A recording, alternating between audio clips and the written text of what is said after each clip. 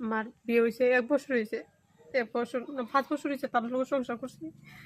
তারপরে মধ্যে আমি মেয়েটারে লিগে নিয়ে আসছিলাম, 5 বছর হয়েছে। তারপরে একটা আমার কইছে, এরা কইছে কইছে এ কিতা তুমি কিতা করবা মানে আমি কইছি আমি এখন কিতা করবো, আমি একটু দিহি কিতা করি, হাজবেন্ডে তো কাছে যায় না। তে আমি কইছি তাহলে ঠিক আছে আমি কাজ করি। তো ওনারা থেকে বাসা বাড়ি থেকে কাজ করছি, স্যার তাহলে বলে মাইন্ডটা লেগে গেছে গা।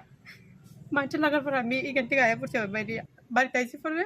তে আমি কইছি ওন কিতা করে কামু, তারা কথা নিয়ে কয় কইতে তুমি রাজমিস্ত্রির কামো ঢুকে যাও স্যার। রাজমিস্ত্রির কামও করছি গে, মেয়েরা দিয়ে চাই আছে, আমি মায়ের দিকে চাই আছে রাজমিস্ত্রির কাম করছি করে সে বাড়িতে আই সারা রাত দিনে পরিশ্রম করে মায়ের একটু ঘটনা শুনি।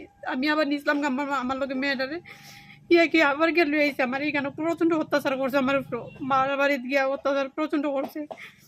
আমি মায়ের লুয়ে আইছি, এখানে গেছি, এখান থেকে আবার এরা জোর জবরদস্তি করে কালকে আমার লুয়ে আইছে। আমার কাছে যখন তুমি মায়ের এখানে দিলাম আমার কাছে, আমি মায়ের পড়াশোনা করাইবো অনুরোধ করে বসে। আমি কই না আমি দিতাম না, আমার কাগজপত্র আমার দিলাম তাইলে আমি মায়ের আমি অন্য স্কুলে ভর্তি করাবো। এরা দিছে না, না দিয়ে এরা কইছে এরা বলে ভর্তি করাইবো। আমার মায়ের লুয়ে আইছে আইনা ছেড়ে দিলে কালকে আমি খবর পাই আর কিতা করবো, মায়ের দিকে যায় দূরাইতে দূরাইতে আইছি, এখানে আয় দিকে মায়ের দূরে চোখে দেখতে পারছি না।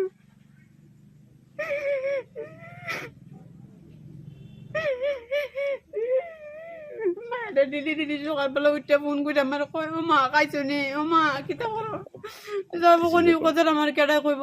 এরপরে দাদা মেয়েটা মোটো করে সন্ধ্যার সময় ঘুমাই দিছে। ঘুমার পরে পানি মন্ড করে সারাদিন এমনি সজাগ থাকলে আয় না তাই তো চিল্লি মেরে দেয়, ডরাই জায়গা।